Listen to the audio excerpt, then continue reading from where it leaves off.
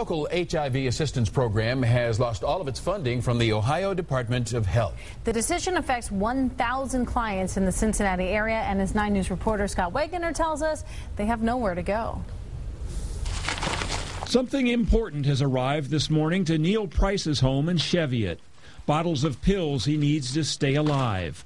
Price is one of thousands in the tri-state living with AIDS. Normal day is trying to keep energy. The disease has kept him too weak to work, and so he's turned to an organization called Stop AIDS for assistance. Today, he got the bad news. The organization would not be funded beginning April 1st. Amy McMahon is the CEO of Stop AIDS. The documentation of an audit finding is the reason that the Ohio Department of Health has said Stop AIDS is not eligible for funding.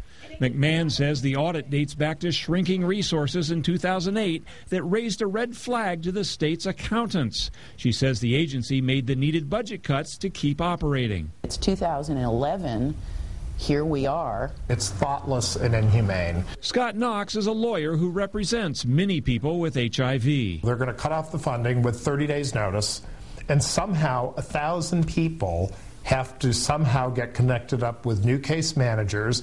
There's no current funding for it because they're just starting the process. The $700,000 will be awarded to another similar agency. The problem, Knox says, is that Stop AIDS is the only one in the area with the staff to handle the caseload. It absolutely is life or death. Knox is looking into legal action. Scott Wegener, 9 News.